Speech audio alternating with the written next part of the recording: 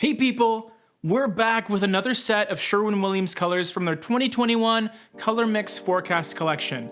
That's 4 different sets of color palettes that reflect the upcoming trends of interior design. We've already gone through the first collection called Sanctuary, and if you missed that, I'll leave it down below for you. But today is all about the cool collection called Continuum. Welcome back to the Paint People. My name is James, and this is a channel dedicated to the world of painting and decorating. If it's your first time here, welcome. Just to give you a brief background on what the Color Mix Forecast is, it's essentially Sherwin Williams' take on their opinion on upcoming color trends.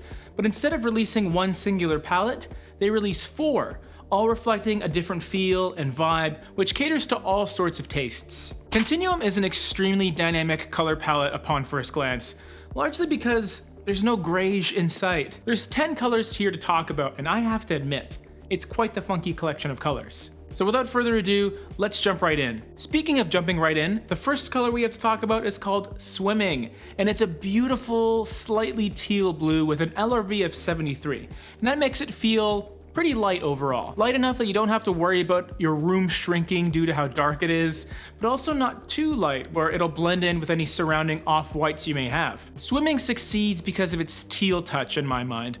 Everything about it is airy and blue and light, but that little touch of green allows it to work really nicely with warmer off-whites or even creams. This adds to the overall versatility of the color. I would be tempted to use it in a bathroom, but I would challenge you all to use it in your more open, larger areas of your house like a family room. Next up we have Novel Lilac, and this is a mid-tone purple color that also has a little bit of burgundy red mixed in. It's that burgundy that softens the look a little bit, and it's still quite vibrant on larger surface areas, largely due to how dark it can look. Its LRV is 42, so it's on the darker side of being a mid-tone color. This one is a tricky color to coordinate in your more high traffic areas, largely due to how saturated it is. But I could definitely see it standing out amongst a more neutral color palette, even if you're more into the warmer neutrals and the gray, creamy, taupey colors. Personally, if I were to use a purple in, let's say, a dining room, I would opt for something a little bit darker, a little more dramatic. Novel Lilac sort of seems like it doesn't quite go as far as I would like, but I'd say it's an easy choice for upstairs bedrooms. Moving on to the color Moonraker, which is one of the more underrated James Bond films. Fun fact. What we have here is quite obviously a buttery, creamy yellow color that also contains some gray, and it's those two coming together which also gives it a slight appearance of green as well. Its LRV is pretty high at 76, so that in conjunction with its yellow will create a really uplifting feel. And that green hint will only show itself prominently in dimly lit areas. I've always been a fan of using yellows in kitchens, but I could also see Moonraker being an excellent exterior color too. You could coordinate it with other more straightforward greens and clean whites as well to counteract that vibrancy of the yellow. But just be aware of how bright this color can appear, so you don't want to necessarily overdo it with other, even brighter accent colors. Kind of like our next color actually, Lemon Fresco, a former Sherwin Williams color of the month. This one is extremely vibrant and has a ton of depth to it, even though its LRV is only 50. Right in the middle. But because of its heavy use of yellow and green, it's an extremely saturated color that will be extremely prominent in any space you use it in. This is one of those colors I would really think hard about using on walls specifically. If you don't have a ton of wall space, or you just want to use it on maybe one wall, it could really make for a fresh and funky look, especially when everything else is a little bit more muted and grayscale. This color is a pretty solid example of a color that is perhaps more so suited for accents within the room, not including the walls themselves. I could see a nice gray couch with this color and maybe Moonraker represented in accent pillows, just for that little pop of color rather than drowning the entire space in it. Just because Sherwin Williams is providing paint color codes for all of these color mixed colors doesn't necessarily mean you need to use them solely in paint form. That being said, I also think this color would look awesome on a dresser, but that's just me. Now for something not nearly as vibrant, but just as dramatic. Fitting with this hyper-modern, funky, futuristic theme, we have Cyberspace. This color has been featured in several Sherwin Williams color collections over the years, and it's because of its simplicity. It's one of the darkest, charcoal slate grays you can find, with its LRV of 6. You really end up getting an off black color here. It has very little visible hue to it.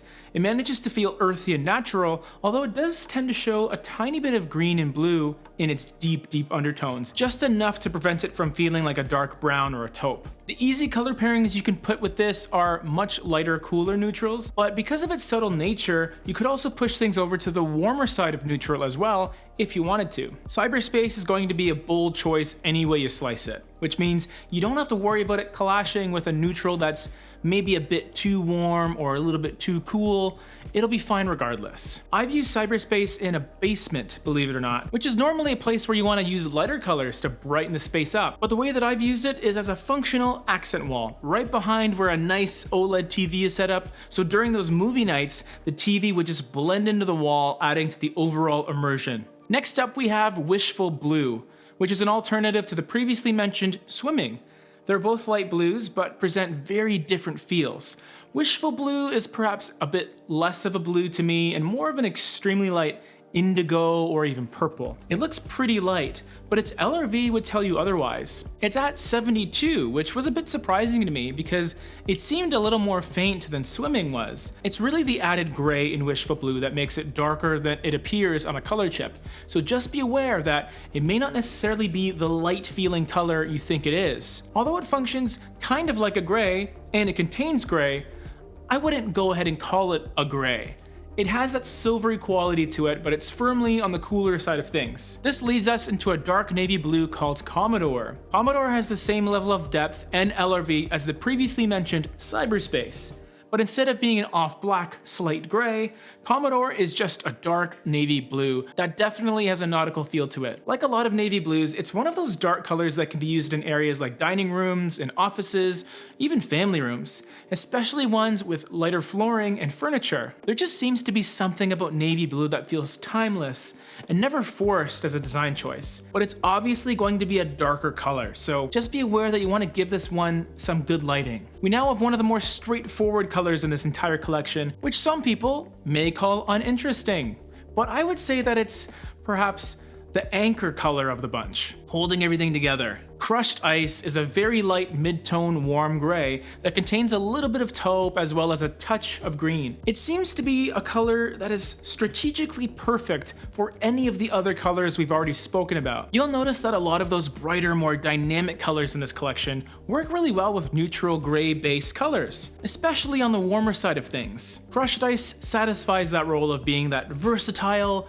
tried and true glue color that holds everything together. For sure, this is definitely the main color of the Continuum Colormix palette, but it's also not mega light either. So I would implore you to test this one out in any area you plan to use it, just to see how your lighting impacts it, whether it feels a bit dark, a little bit green, or maybe just perfect. You really want to make sure you nail your main color because it's naturally going to be in a majority, if not all of your rooms. Our second last color is by far the lightest color here, and it's no stranger to any Sherwin Williams fans watching. High reflective white is an obvious choice for this color palette. The name is pretty telling of what you get here. It's extremely bright, almost neon in fact, largely due to its very high LRV of 93. While sometimes being a bit overwhelming with how bright it is, the Continuum collection is really about funky choices and pops of color that are maybe a little out of the ordinary. So there wouldn't be any room for a soft, understated off-white.